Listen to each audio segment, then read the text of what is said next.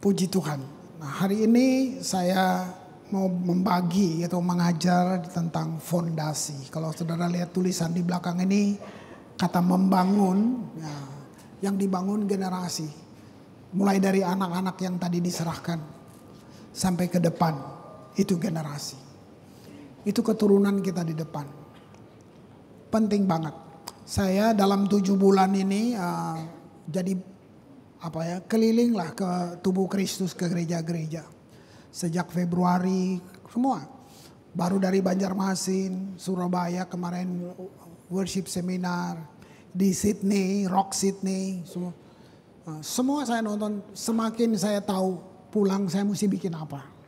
Nonton isu gereja, nggak tutup mata, tutup kuping bahwa gereja juga mulai negatif di luar berita-beritanya begini begitu gitu.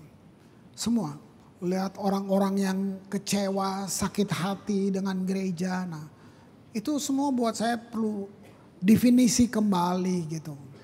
Kamu bangun apa? Apa yang kamu bangun? Nah, lebih spesialis lah, spesifik buat kita. Kita sudah lewati masa sukar bertahun-tahun. Kita kemarin api semuanya. Masih kurang kayak itu gitu. Itu semua uang sekolah buat kita. Sebab itu saya tahu banget bahwa mari sungguh-sungguh bangun generasi. Saya sebut fondasi sebagai judul hari ini karena ini yang paling penting. Waktu fondasi kita bangun dengan benar, ada 3 kata ini yang menjadi hak setiap orang percaya. Namanya kerajaan yang pertama, yang kedua kuasa. Janji itu buat semua orang percaya. Saudara hidup dengan kuasa. Gitu. Karena kuasa selain Tuhan ada kuasa yang lain. Ya tentu yang Tuhan hebat, kekal, tentu banget. Tapi kalau kita tidak join dengan kuasa Tuhan, kita hidup dengan kuasa yang lain. Nah, kuasa yang bawa kita pada kehancuran, pada semuanya, kekecewaan gitu. Ya. Benar Amsal, harta yang kamu timbun artinya akhirnya bukan buat kamu. Orang lain ambil itu. Orang lain ambil itu. Kan kita lihat. Nah, yang terakhir, kata terakhir katanya kemuliaan. Jadi kerajaan, kuasa, dan kemuliaan. Nah, di kemuliaan ini saudara bisa sadar atau saudara tahu dulu bahwa kamu sangat berharga. Sebagai manusia kamu sangat berarti dan berharga melebihi malaikat. Nggak bohong. Malaikat nggak ditebus. Kamu ditebus. Malaikat tidak panggil Tuhan Bapa. Dilarang bahkan. Kamu panggil dia Bapa. Malaikat tidak segambar dengan Allah. Mereka hanya makhluk kudus. Saudara dan saya segambar dengan Bapa. Mau hitam, putih, kuning, selama kita manusia kita segambar dengan dia. Jadi kenapa kita berharga? Karena yang berharga dari Tuhan diberikan kepada kita. Namanya kemuliaan. Jadi 3 kata, kerajaan, kuasa, dan kemuliaan. Itu buat saudara. Malaikat itu jatuh, dibuang. Tuhan tidak nyesel. Kenapa ya? Saya juga gak bisa memuaskan jawab saudara ya. Nanti di sorga kita nanya bareng-bareng ke Tuhan ya. Tuhan kenapa Tuhan buang tuh malaikat gitu ya. Gitu. Nah. Tapi bayangin, saudara dan saya jatuh. Tuhan turun, cari saudara, tebus saudara. Nah itu kenapa? Itu dia. Itu yang saya bilang, kamu mahal. Kamu berharga banget. Yang mulia dari Tuhan ditaruh di kita. Malaikat gak panggil dia Bapa. Apalagi disebut anak, enggak. Kamu dan saya yang udah jatuh berkali-kali, bikin salah, banyak kurang ajarnya. Tapi waktu kita datang, kita nggak jadi KW2, KW3, enggak. Dia panggil kita anak. Saudara ngerti pengampunan yang arti dalam dari pengampunan. Pengampunan tuh gini, Tuhan lihat kamu seperti kamu tidak pernah bikin apa-apa. Dia menganggap kamu belum pernah bikin salah sama dia. Beda pengampunan versi kita. Kita sudah ampunin tapi kita tidak lupain. Ya saya ampunin. Tapi saya ingat kok kamu bikin apa mas. Kan kita gitu. Semua kasih dalam kita tuh bersyarat semuanya. Cuman Yesus yang tanpa syarat mau mengasihi kamu. Nah mengerti itu kita menyembah dia. Makanya tadi setiap kata yang kita nyanyi itu kayak buat saya itu berharga, itu mahal saya ucapkan. Benar-benar. Tadi kata-kata lagu kita nyanyi bilang, saya nggak bisa tuker Tuhan dengan emas dan perak. Saya nggak bisa tuker. Kau luar biasa banget sih, nah kira-kira gitu. Ya, nah ini fondasi. Dalam doa Yesus, dalam doa yang diajarkan. Doa Bapa kami, saya ambil yang terakhir Matius 6 ayat 13. Kita lihat ini. Dan janganlah membawa kami ke dalam pencobaan. Tetapi lepaskanlah kami daripada yang jahat. Karena engkaulah yang mempunyai kerajaan dan kuasa dan kemuliaan sampai selama-lamanya. Nah 3 kata itu tadi, kerajaan, kuasa, kemuliaan. Akan datang buat saudara dan saya menjadi hak setiap kita waktu kita hidup di dalam rencananya. Waktu kita hidup relevan dengan rencananya. Waktu karirmu, semuanya, perjalananmu, tujuanmu, semuanya relevan. Keberhasilanmu relevan. Banyak banget orang berhasil gak pakai Yesus. Banyak saudara, banyak. Punya semua lebih dari saudara. Nggak perlu Yesus. Nggak perlu. Tapi itu tidak relevan dengan tujuan Tuhan. Nah jadi nggak perlu cemburu lihat hal itu. Nah saudara dan saya yang kita mesti kejar itu adalah bukan keberhasilannya dulu. Relevannya dulu. Kalau bisnismu berhasil tapi tidak relevan. Pikir lagi, definisi ulang. Mari ada terminal untuk kamu balik. Gitu. Ya kan? Misalnya kaya dengan cara yang gak benar, itu kan gak relevan. Terus untuk apa kaya? Masih gak tahu tujuannya? Kamu belum relevan dengan tujuannya dia. Nah, di sini dibilang jangan bawa kami ke dalam pencobaan. Karena pencobaan dan yang jahat itu merampas 3 hal itu tadi. Nah, kamu bisa masuk di situ, tapi perlu balik, perlu kembali, perlu berdiri, jangan tinggal di situ. Kamu bisa terjerumus katakanlah ke situ, tapi jangan tinggal di situ. Kenapa? Karena 3 kata itu tadi nggak ada di situ tempatnya. Kamu perlu keluar. Nah, ini guyonan orang Ambon tuh dong sembahyang anak-anak muda di Ambon sembahyang begitu. Tuhan Yesus jangan bawa beta dalam pencobaan sebab beta bisa masuk sendiri.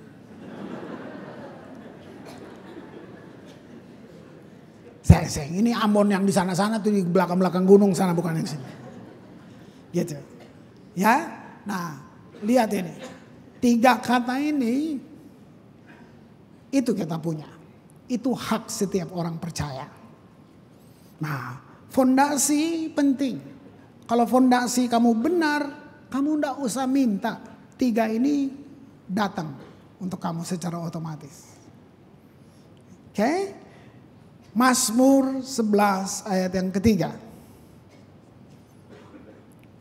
Apabila dasar-dasar dihancurkan, nah itu. Apakah yang dapat dibuat oleh orang benar itu?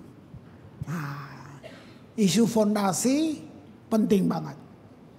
Kita hancurin dasar karena kita pikir udah kampungan. Oh, tahun zaman gini lu masih kayak gitu. Gitu. Itu.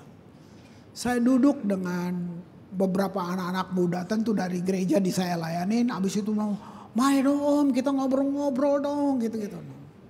Ngobrol. Saya mau ngerti apa sih generasi ini gitu. Nah itu tantangan mereka. Ada yang bilang aduh om gitu. Kita pacaran harus begini, harus gini kata. Dia ngomongnya nangis, dia bilang. Karena teman-temannya juga bilang gini, udahlah, lu jangan terlalu kudus lah. Coba lihat. Saya bilang, oh ya ini keadaannya sekarang. Benar-benar akhir zaman. Udahlah, udah nggak zaman gitu-gitu. Sementara orang tuanya sedang khawatir, kamu mesti, ini anak-anak kuliahan. Gitu. Mereka melayani di gereja. Gitu. Jadi saya dengan gembala bilang, coba kasih waktu yuk kita duduk-duduk sama mereka, kita ngobrol aja. Kita sambil ngopi, kita ngobrol. Mereka masing-masing curhat. Nah, ada yang, ke gereja ini yuk katanya, kenapa? Kalau mau dapat jodoh ke situ katanya. Nah, itu. Jadi mereka rame-rame ke situ Pak, mau cari jodoh. Nah, saya bilang belum salah juga sih. Kenapa? Daripada lu cari di diskotik, cari di gereja dong. Cuman jangan itu motivasi utamamu. Saya bilang gitu.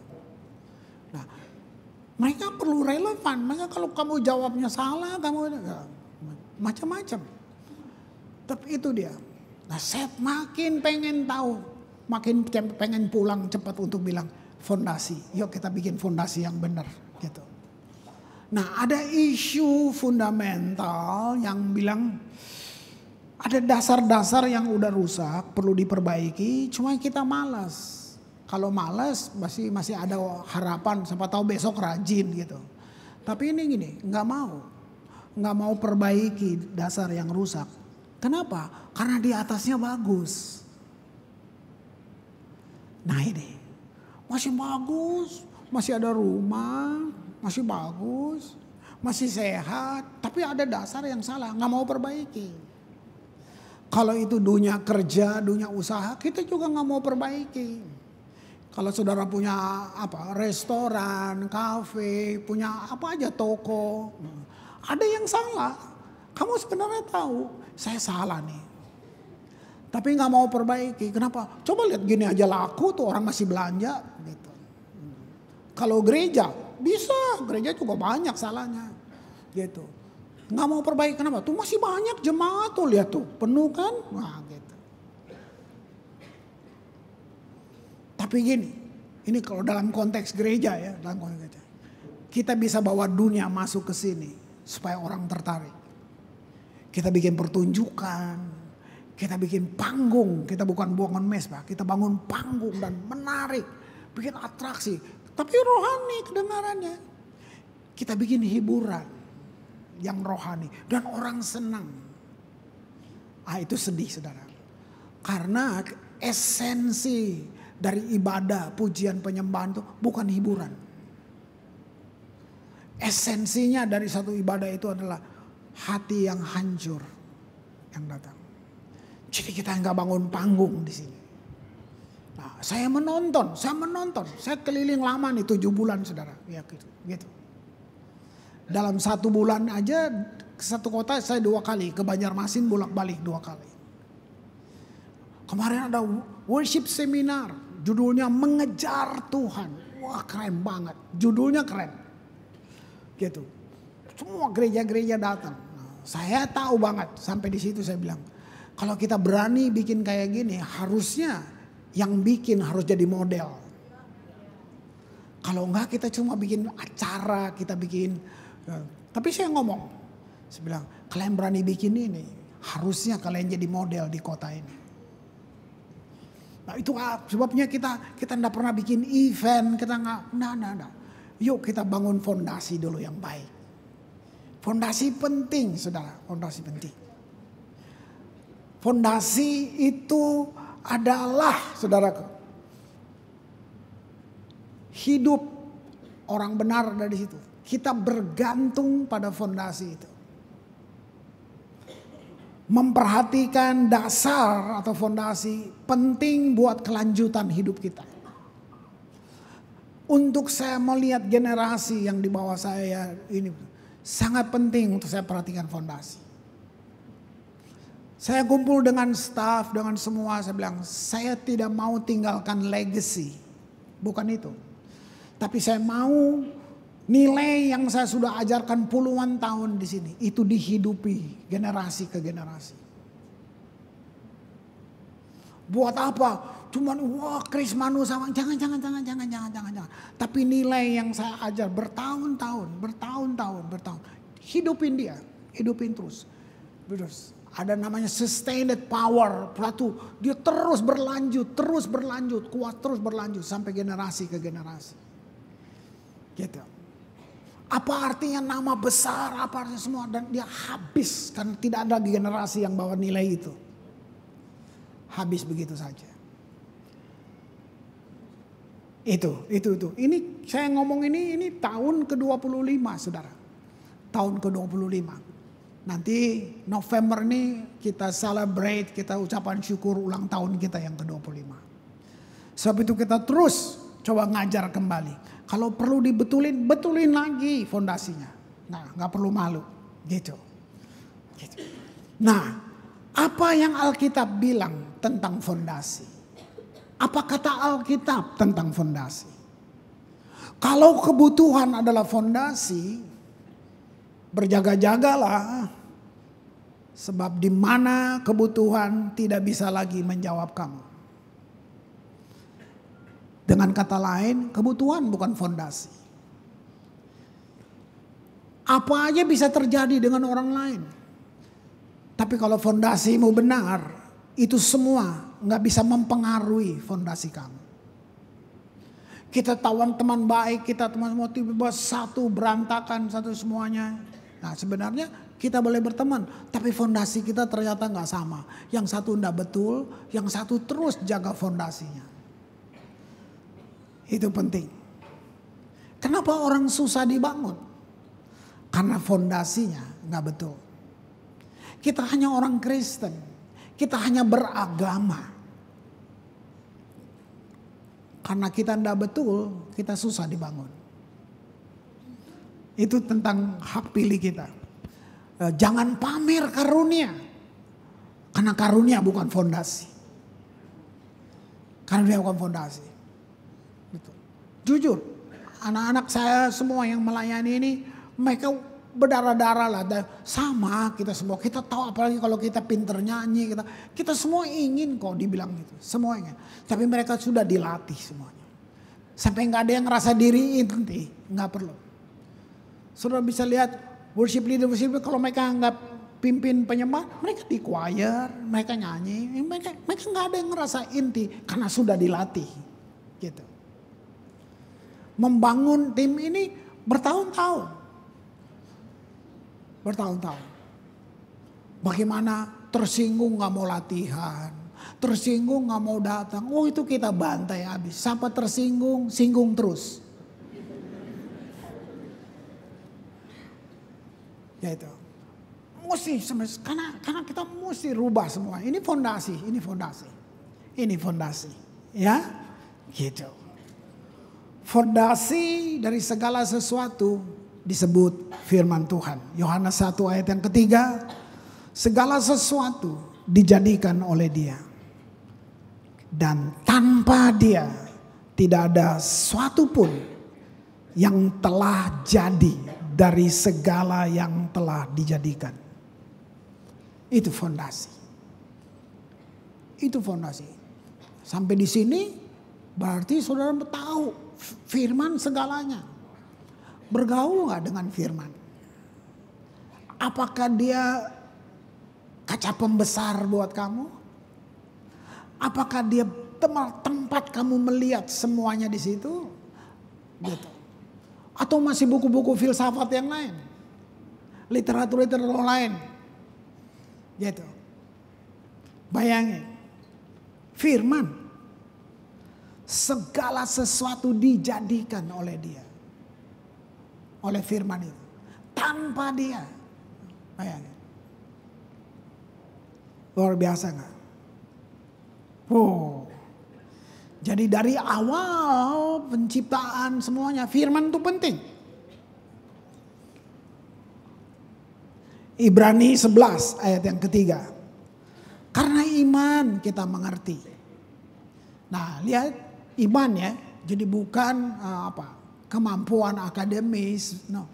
Saya tidak meremehkan ini semua. Tapi itu belum cukup begitu, saudara. Karena terbukti orang pintar berdosa, orang pintar korupsi, orang pintar di penjara. Semua yang pakai dasi, semua yang keren-keren itu lu lihat tuh. Nonton TV lah tiap hari. Gitu. Mentereng banget semuanya. Wow. Bahkan yang dibilang wakil Tuhan di bumi. Hakim kan? Coba kamu lihat. Apa dia nggak sekolah? Pinter kan dia gitu. Tapi itu yang dimaksud, saudaraku. Iman bukan intelektual. Intelektual hanya bisa percaya apapun kalau dia lihat bukti. Kamu harus lihat bukti baru kamu mau percaya. Itu makanya keterbatasan intelektual di situ. Indra kamu mata, lihat, cium, raba, semuanya kayak gitu. Kalau gue nggak lihat, gue nggak percaya. Kalau gue nggak pegang sama tangan, gue nggak percaya. Nah, itu dia artinya terbatas. Bagaimana dengan intelektual kamu coba mau mengerti peristiwa-peristiwa ribuan tahun yang lalu, peristiwa-peristiwa yang dalam kekekalan? Bagaimana kamu mau ngerti? Itu peperangannya di situ. Nah, di sini dibilang iman. Nah, iman itu tidak anti, tapi iman lebih tinggi dari intelektual. Iman menggantikan seluruh indera kamu. Iman bisa menjadi mata untuk melihat peristiwa 2000 tahun yang lalu menjadi kenyataan di hari ini buat saudara dan saya. Itu iman. Dia disebut kontralogik, bukti dari apa yang kamu tidak lihat. Karena iman, dibilang begitu. Luar biasa kan? Karena iman kita mengerti. Tuh, bukan karena yang lain. Karena iman kita mengerti alam semesta dijadikan oleh firman Allah.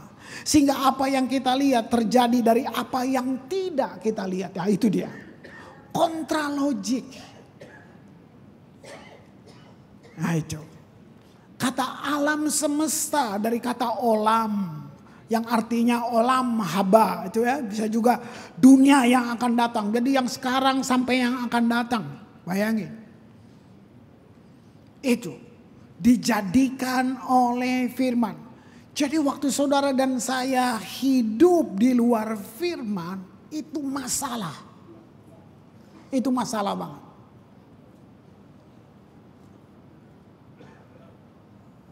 Lihat ya, pertanyaannya, apakah kamu beriman kepada firman? Fakta bilang kamu sakit. Fakta bilang kamu kehilangan job. Fakta bilang sudah nggak bisa lagi. Saya nggak sempat dalam pelajaran Kingdom Life ada beberapa yang dititik banget di tepi jurang perceraian. Kembali lagi. Fakta bilang nggak mungkin. Udah nggak bisa. Gitu. Itu fakta. Iman bilang apa? Nah itu. Fakta bilang lu sakit. Ya fakta. Itu fakta medis. Nah, kamu mau join dengan fakta atau kamu mau join dengan firman? Firman bilang oleh bilurnya kamu sembuh. Mau percaya enggak? Ini. Roma 10 ayat yang ke-8. Tapi apakah katanya ini? Firman itu dekat kepadamu. Gak usah susah-susah carinya. Yakni dalam mulutmu, dalam hatimu. Itulah firman iman. Lihat ya, dia digandeng itu, firman iman yang kami beritakan. Firman iman yang kami beritakan. Jadi ada dua tempat yang harus dikuasai oleh firman. Nah, ini menentukan kelangsungan hidup. Kamu generasi kalau kita bicara dalam konteks ini. Dua tempat yang mesti dipenuhi dengan firman, hati dan mulut. hati dan mulut. Wah. Kenapa? Karena iblis akan menyerang kamu dengan hal-hal yang logis. Itu tadi. Logis. Harus masuk akal supaya kamu sakit hati. Kalau enggak kan enggak mempan. Cara iblis masukin segala masukan-masukan ke dalam otak pikiranmu harus begitu masuk akal, bikin kamu enggak suka orang itu. Emang dia enggak bisa berubah lagi. Itu kan semua informasi yang harus masuk akal. Kalau enggak kamu enggak mungkin. Nah, untuk melawan ini itu tadi firman iman itu tadi. Mesti masuk akal bikin kamu putus asa karena dokter bilang enggak lama lagi, Pak. Nah, misalnya coba. Itu. Kamu mesti melawan itu. Nah, hati kamu kalau kamu penuhi dengan itu, jangan penuhi dengan yang filsafat tambal sulam yang kamu dapat di jalan-jalan itu, jangan. Penuhi dengan firman. Nah, kalau hati penuh, yang keluar dari mulut kuasa, firman. Itu. Ya kan? Tapi kalau kita nggak penuh, makanya dari kecil anak udah kita kutuk. Hati-hati sayang bodoh. Coba sayang sama bodoh keluar bareng-bareng tuh. Gitu kan? Nah kayak gitu tuh. Hati dan mulut. Nah saya baru mulai lagi. Dulu baca cari renungan. Sekarang saya mau bikin sederhana lagi. Tadi saya mulai lagi. Amsal pasal 10. Baca lagi. Mulai kunyah aja. Tiap hari satu pasal. Gak kebetulan Amsal sampai 31 kan. Tiap hari satu. Kalau kamu terus 6 bulan deh. Nanti kamu ngomong apa aja akan keluar tuh Amsal. Teng. Kamu ngomong sama orang. Kamu ngomong keluar aja gitu. Nah berarti dia udah mulai bekerja di sini. Gitu. Luar biasa. Gak usah buku-buku renungan yang itu. Dulu itu aja dulu. Nanti kalau udah terbiasa baru kamu boleh tambah lagi yang lain. Dulu kan kita bagi bacaan Alkitab tuh kan. Nah, ini cuma mau rubah aja. Lihat aja. Nah, asumsi itu bahaya. Berasumsi lebih bahaya daripada nggak percaya. Nah kalau hati bukan penuh firman, penuhnya dengan asumsi. Wow. Sudah itu udah warning banget, itu udah bahaya. Semua tindakan Tuhan Yesus adalah tindakan firman. Nggak ada di luar itu. 1 Korintus 3 ayat 11. Karena tidak ada seorang pun yang dapat meletakkan dasar lain daripada dasar yang telah diletakkan. Nama dasarnya ini. Yesus Kristus. Tidak ada. Artinya kalau buah kamu bukan Yesus, berarti akarmu juga bukan Yesus. Kamu cuma beragama aja Kristen. Buahnya bukan Yesus, berarti akarnya bukan Yesus.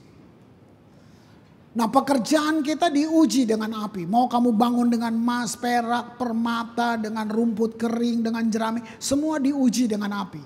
Tapi fondasi diuji dengan goncangan.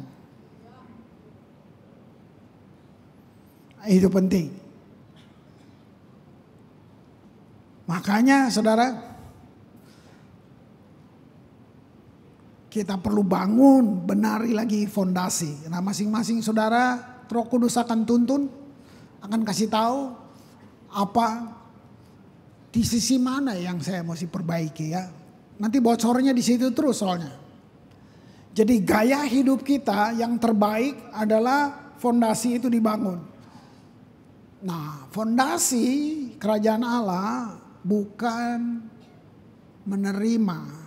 Fondasi kerajaan Allah adalah berkorban. Bukan mengambil, tapi berkorban. Nah kalau saya ngomong berkorban ini pelan-pelan. Nanti kita definisikan di sini. Baca dulu Wahyu 13 ayat yang ke-8. Gitu. Semua orang yang diam di atas bumi akan menyembahnya yaitu setiap orang yang namanya tidak tertulis sejak dunia dijadikan di dalam kitab kehidupan dari anak domba yang telah disembelih. Ya, sejak dunia dijadikan, itu saudara itu. Jadi dasar dunia dijadikan adalah korban anak domba. Bumi dibangun atau dasar bumi adalah pengorbanan anak domba. Nah, kerajaan Allah tidak mengajar memberi, tapi kerajaan Allah mengajar berkorban. Buahnya Yesus berkorban. Gitu.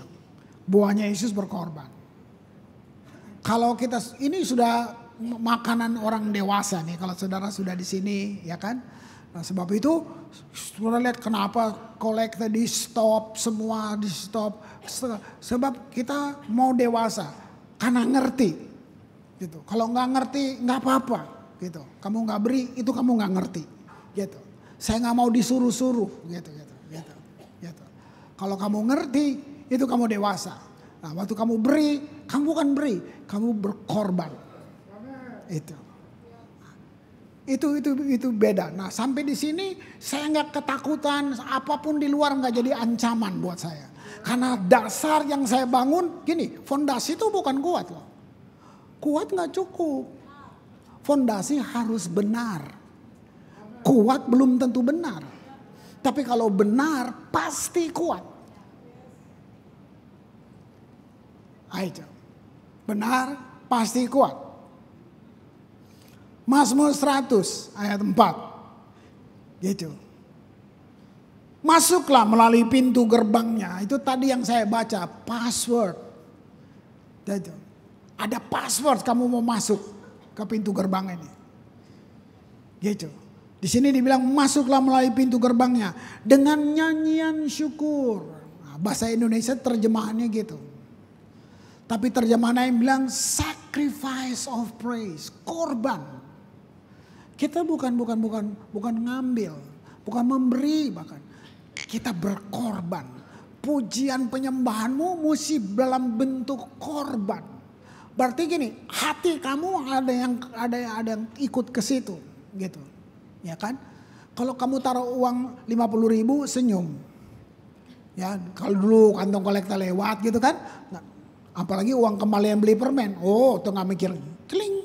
Gitu kan. Gitu. Begitu lu naruh masih 1 juta. Masih biasa. Gitu. Begitu naruh 10 juta. Motor 1 tuh. Ada suara lain tiba-tiba. Motor tuh. Nah hatimu tet. Nah gitu kan. Nah sama. Nyanyi tadi bukan ngisi waktu. Pujian tadi gitu. Dia mesti ada hati kamu yang terkoak. Itu sacrifice of praise. Sebabnya waktu Daud ganti, itu para teolog menulis, kenapa Daud tidak dibunuh? Ada 2 tabernakel berlangsung, ini keanehan di Israel. Ada satu zaman di mana ada 2 tabernakel. Kalau sekarang mungkin ada 2 sinode, ada 2 aliran, yang satu Musa, yang satu Daud. Tabernakel Musa terus masih ada, cuma tanpa tabut perjanjian. Nah Daud bikin tabernakel yang Tuhan tidak suruh. Nah, ini bagi masalah para ahli menulis kenapa dia berani-berani buat ini. Kenapa dia nggak dibunuh. Dan yang paling jadi pembicaraan adalah Daud melanggar semua peraturan keimamatan. Dia tukar korban bakaran, itu korban penebus dosa. Korban binatang diganti dengan sacrifice of praise. Dia bangun tabut, cuman ada tabut Allah. Dengan tenda sederhana kayak punya pramuka gitu. Nggak ada yang di atas kayak Musa punya yang emas, perak, tembaga. Semua tenunan, hanya nggak ada tabut perjanjian. Saya nggak mau jadi gereja yang penuh dengan pernak-pernik, penuh dengan segala macam. Nggak ada tabut Allah. Gereja tanpa tabut buat apa? Nah ada gereja sederhana banget. Tapi tabut Allah ada di situ. Daud raja pada masa itu. Dia bangun itu. 14.000 penyanyi dilantik, dilatih. Itulah terjadi yang bilang Tabernacle of David. Ibadah Daud. Daud bangun apa? Daud bangun hubungan. Dia cuma bilang this is God, worship, penyembahan. Alkitab mencatat Daud menyenangkan hati Tuhan selama 33 tahun. Dan pada masa itu Israel ada dalam puncak kejayaan.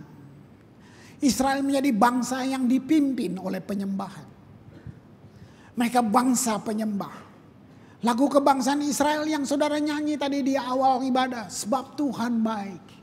Bahwasanya untuk selama-lamanya kasih setianya. Itu jadi lagu kebangsaan mereka.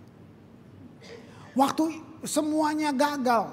Waktu mesbah-mesbah mereka rusak. Panen gagal. Penyakit datang. Hujan tidak turun. Ini dasar yang runtuh itu. Nah di sini dia bilang mari masuk melalui pintu gerbangnya. Dengan penuh pujian. Wow, luar biasa. Sacrifice of praise. Saya selalu mesti kembali ke situ. Kepelatarannya dengan puji-pujian. Bersyukurlah kepadanya dan pujilah namanya. Kalau korban pujian diberikan, saya mau kasih tahu, jalan terbuka buat kamu. We bring sacrifice of praise.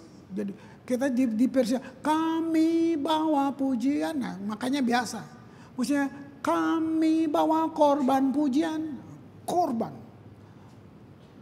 Keadaan kamu gak tepat. Semua lagi kacau. Tapi kamu sampai di gereja. Kamu keluarkan sifat-sifat Allah. Kamu kata benar Tuhan engkau setia. Padahal di sini intimidasi terus. Mana lu lagi sakit kok. Kamu lawan itu semua. Kamu lawan akal sehatmu. Kamu semua akal sehatmu sedang kasih tahu bahwa nggak mungkin. Kamu lagi kayak gini. Kamu lihat orang ngomongin kamu. Kamu lihat keluarga kamu juga nggak suka kamu. Itu akal sehatmu. Kamu lawan dia semua. Kamu masuk bersama-sama dengan umat. Dan bilang Tuhan baik. Bahwasanya untuk selamanya kasih setianya. Nah, saat kamu begitu tindakan itu korban yang kamu bawa kepada Tuhan. Kamu gak lapor sama Tuhan, betapa susahnya kamu, betapa menderitanya. Bukan itu. Gak usah kamu juga, orang bisa gitu. Tapi di tengah begitu kamu kasih korban buat dia. Korbannya yaitu kamu lawan semua akal sehatmu. Dan kamu bilang iman kepada Tuhan. Saya tetap beriman kepadamu Tuhan. Saya mengakui semua sifat-sifatmu. Itu bukan Tuhan yang licik. Engkau bukan Tuhan yang seperti itu. Yang saya tahu engkau Tuhan yang setia melihat saya. Ah itu keren. Ada perbedaan acara penyembahan dan penyembahan. Dari 7 bulan saya keliling, saya nonton semua ibadah. Saya bilang semua unsur dunia udah masuk. Kita buat acara dalam penyembahan. Semua. Kita mau create, kita ingin lihat crowdnya. Kita yang buat. Nah, itu fatal penyembahan itu. Mari saudara-saudara, semua teriak, wow, gitu kan? Saudara saya, kamu pasti sudah pergi ke banyak kebaktian gitu kan? Gitu. Ayo lompat kiri, lompat kanan, ayo putar-putar, ayo. Saudara saya lihat. Gagal secara teologis, kita sudah gagal. Nggak ada gitu. Jemaat bukan audience. Sorga yang menjadi audience. Jadi kalau kamu nggak menyembah, kamu yang dalam masalah. Bukan mereka yang di depan. Karena penyembahan terjadi waktu seseorang punya hubungan dengan Tuhan. Nah ini tentang korban. Ya, wow luar biasa.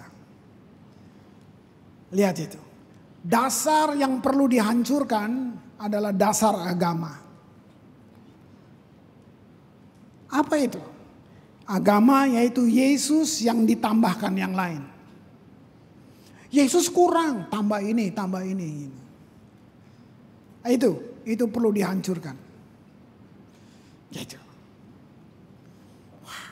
Nah, sekarang prinsipnya. Apa prinsip dari yang kita akan bangun? Apa prinsipnya dari kerajaan Allah? Disebut kingdom principle. Prinsipnya satu kata bagus banget. Namanya simplicity. Sederhana. Sederhana artinya bukan miskin.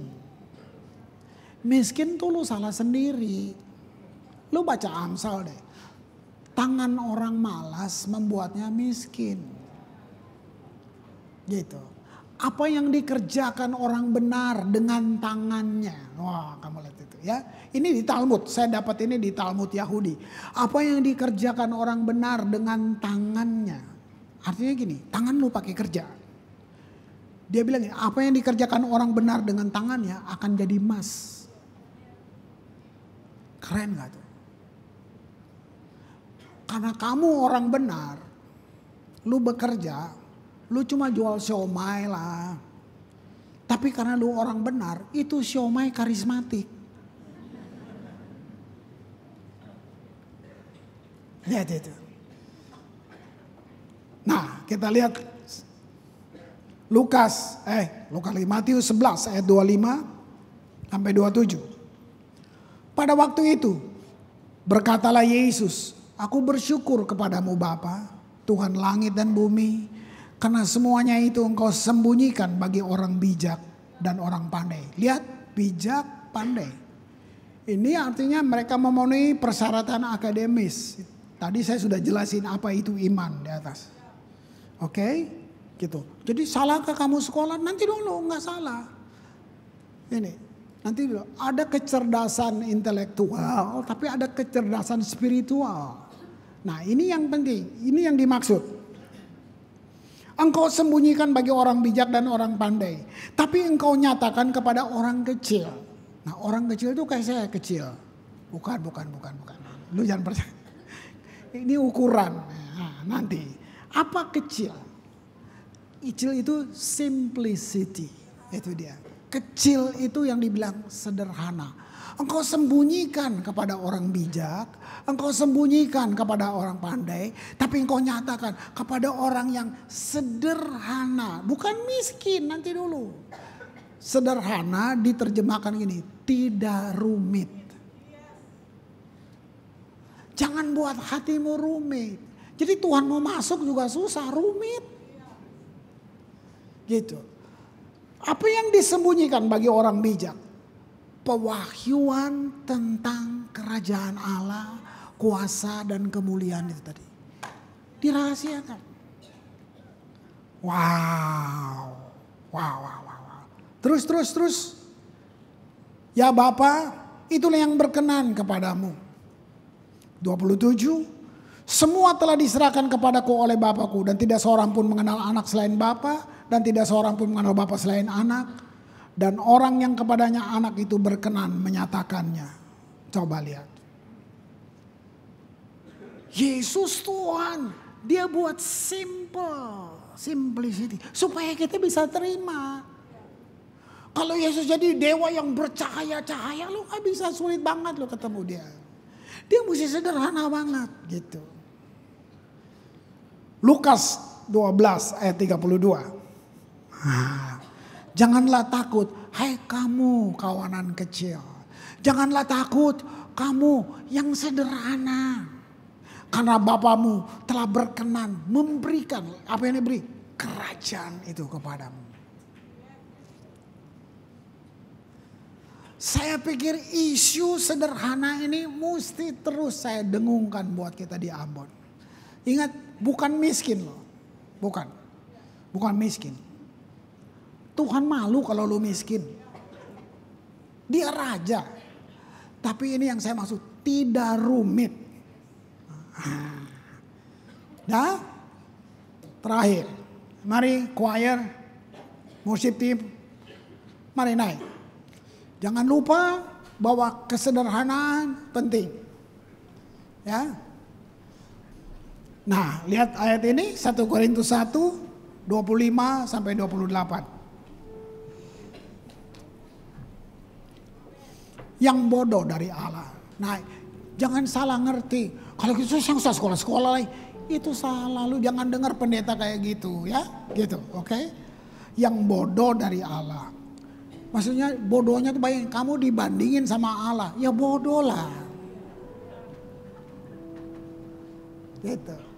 Yang bodoh dari Allah lebih besar hikmatnya daripada manusia. Kan? Dan yang lemah dari Allah lebih kuat daripada manusia.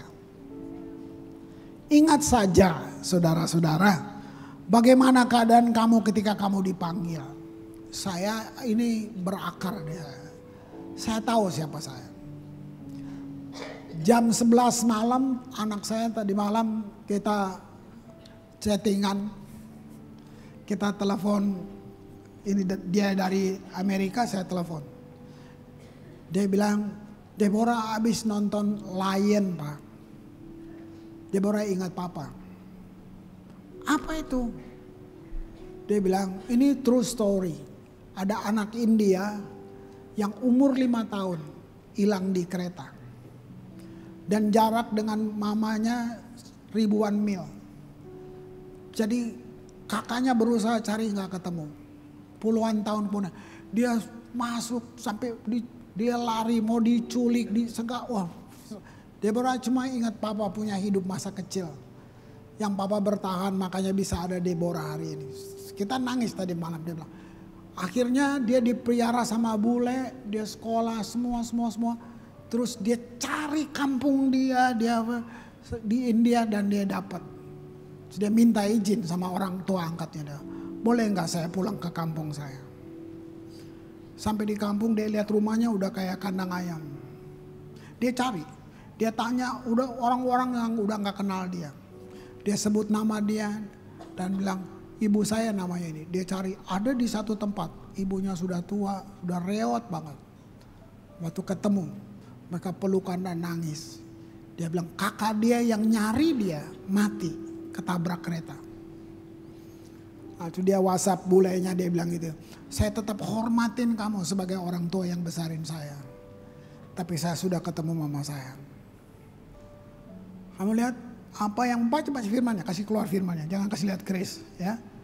Ketika kamu dipanggil, menurut ukuran manusia, nggak banyak yang bijak. Tidak banyak orang yang berpengaruh. Tidak banyak orang yang terpandang. Tapi apa yang bodoh bagi dunia, dipilih Allah untuk memalukan orang-orang yang berhikmat. Apa yang lemah bagi dunia, dipilih Allah untuk memalukan apa yang kuat. Anak ini nama Indianya kalau diterjemahkan artinya lion, singa. Singa adalah binatang yang berjalan sendiri, stand alone. Apalagi kamu punya firman, apalagi kamu beriman dengan firman. Anak saya coba bilang terima kasih Papa, karena Papa bisa lewatin semuanya. Sekarang ada Deborah, ada Jerome, ada gini. Oh ya. 1 minggu sebelum dia nikah, teman 40 tahun lebih di Bandung. Saya lahir di sana. Saya remaja di Bandung. Dia telepon, Chris, kom bij jou. Oke, datang. Gitu. Kita ngopi ya Chris, kata gitu. Gue mau ngobrol sama bini lu nih katanya. Dia datang itu seminggu sebelum anak saya nikah. Dia masuk di Kebon Jeruk. Dia bilang, Yot, gue temannya Chris nih. Teman saya ini sukses saudara. Tahun 90 dia pimpin Badan Kamar Dagang Indonesia ke Irak. Dia tinggal di istananya Saddam Hussein. Karena dia satu-satunya orang Kristen. Wah, anaknya pintar banget. Namanya Sosius Mangempis. Nah dia cerita gini sama istri saya. Gua temannya si Chris Yot. Dia gak punya papa mama lagi. Dia tinggal sama Tante Welly di Bandung. Itu tante saya. Gua tahu dia banget.